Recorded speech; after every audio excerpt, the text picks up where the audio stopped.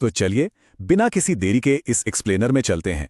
आज हम मानव इतिहास के सबसे पेचीदा इंजीनियरिंग रहस्यों में से एक को सुलझाने वाले हैं। ये सिर्फ एक बोरिंग इतिहास का पाठ नहीं है। हम सच में ये समझने की कोशिश करेंगे कि प्राचीन काल में इतने अचरज भरे कारनामे आखिर कैसे मुमकिन हुए। गीजा के ग्रेट पिरामिड की विशालता का अंदाजा लगाने के लिए हमें सबसे पहले एक बहुत ही बुनियादी सवाल पूछना होगा। जरा सोचिए, एक ऐसी प्राचीन सभ्यता जिसके पास भारी ढुलाई के लिए पहिए जैसी साधारण चीज तक नहीं थी, उसने सिर्फ बुनियादी औजारों के दम पर यह 60 लाख टन का ढांचा कैसे खड़ा कर दिया। इस बात को थोड़ा और बेहतर तरीके से समझते हैं। इस 60 लाख टन का मतलब क्या है? अगर हम आज की सबसे ऊंची गगनचुंबी इमारत बुर्ज खलीफा को देखें तो उसका वजन करीब 5 लाख टन है। मतलब ग्रेट पिरामिड का वजन हमारे आज के सबसे ऊंचे ढांचे से पूरे 12 गुना ज्यादा है ना? बिल्कुल हैरान कर देने वाली बात। Section 1. The Ultimate Engineering Mystery. Section 2. Purpose and Popular Myths. अब इसके बनने के तरीके पर जाने से पहले उन मशहूर मिथकों पर बात करना जरूरी है जो अक्सर सुनने में आते हैं। एक तरफ आधुनिक वैकल्पिक थ्योरीज हैं, जैसे कि राजनेता बेन कार्सन का अनाज भंडारण वाला दावा या फिर वो रहस्यमयी पावर प्लांट वाली थ्योरी। वहीं दूसरी तरफ हमारे पास ठोस पुरातात्विक साक्ष्य हैं जो बताते हैं कि ये असल में फराओ खुफू जैसे सम्राटों के लिए बहुत ही सोच समझकर बनाए गए विश्राम स्थल यानी मकबरे थे। हम यहाँ किसी एक पक्ष की तरफदारी नहीं कर रहे हैं, बल्कि सिर्फ स्रोत सामग्री में मौजूद दोनों पहलुओं को निष्पक्ष रूप से सामने रख रहे हैं। वैसे एक और दिलचस्प बात यह है कि जब भी पिरामिड की बात आती है तो दिमाग में सिर्फ गीजा का ही नाम आता है, लेकिन मिस्र में ऐसे छोटे बड़े कुल 118 पिरामिड मौजूद हैं और इन सभी का मुख्य उद्देश्य वही था, अंतिम संस्कार और फ़िरौन का विश्राम स्थल। Section 3. The Real Pyramid Builders. तो फिर इतने विशाल प्रोजेक्ट के लिए मजदूर कहां से आए? हॉलीवुड फिल्मों में हमने अक्सर देखा है कि कोड़े मार मार कर गुलामों से यह काम करवाया गया, लेकिन पुरातात्विक वास्तविकता इससे बिल्कुल अलग है। असल में यह 25,000 लोगों का एक बेहद कुशल और सम्मानित कार्यबल था।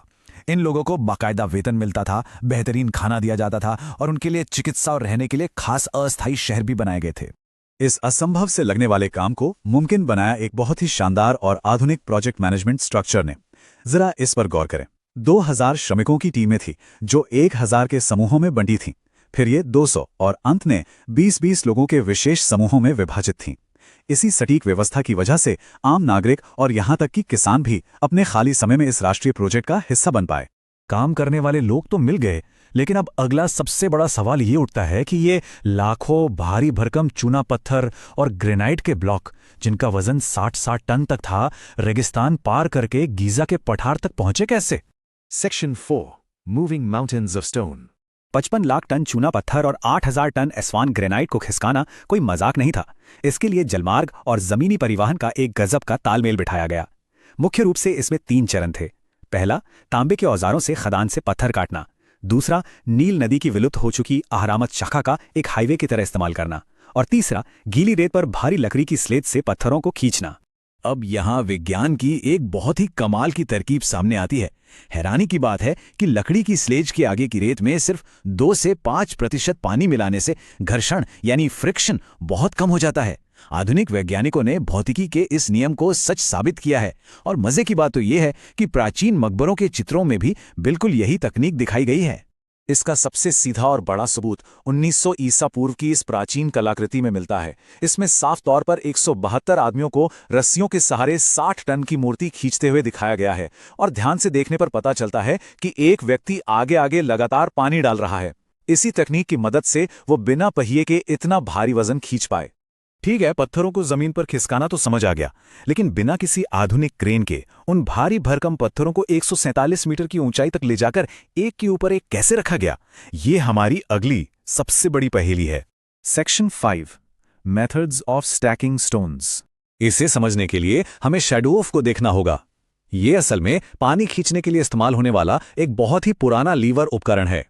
शोधकर्ताओं का मानना है कि शायद इसी तरीके को थोड़ा बदलकर भारी पत्थरों को धीरे धीरे ऊपर उठाने के लिए इस्तेमाल किया गया था। दिलचस्प बात यह है कि आधुनिक प्रयोगों में स्टोन मेसन्स ने इस तकनीक का इस्तेमाल करके 1 मिनट से भी कम समय में कई टन भारी ब्लॉक उठाने का सफल प्रदर्शन भी किया है।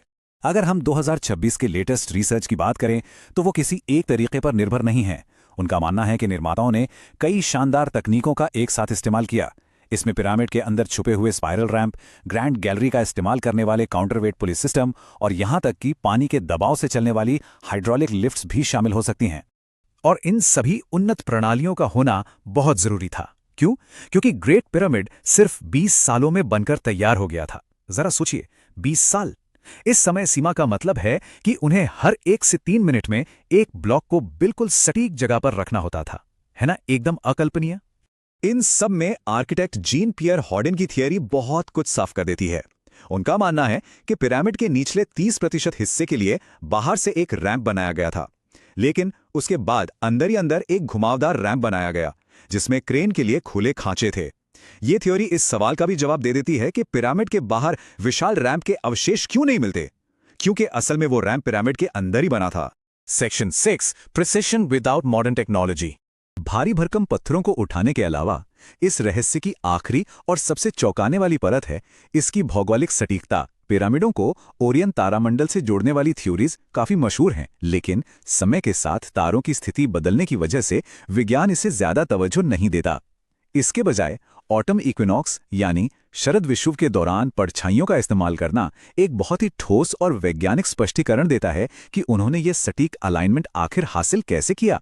ये बात सच में दिमाग घुमा देने वाली है कि बिना किसी कंपास, सैटेलाइट या जीपीएस के प्राचीन सर्वेक्षकों ने ग्रेट पिरामिड को बिल्कुल सटीक उत्तर, पूर्व, दक्षिण और पश्चिम दिशाओं में अलाइन किया। और इसमें गलती की गुंजाइश कितनी थी? सिर्फ 1 डिग्री के 15वें हिस्से के बराबर। ये सटीकता आज की आधुनिक लेजर लेवलिंग तकनीक को भी सीधी टक्कर देती है। तो इस एक्सप्लेनर के अंत तक आते आते ये सोचने पर मजबूर होना पड़ता है कि प्राचीन मानव सरलता और इंजीनियरिंग के ऐसे कौन से और भी हैरत अंगेज तरीके इन रेगिस्तानों की रेत में दबे पड़े हैं, जो बस इंतजार कर रहे हैं कि कब हमारे आधुनिक साक्ष्य उन तक पहुंचें और उनके रहस्यों से हमेशा के लिए पर्दा उठाएं।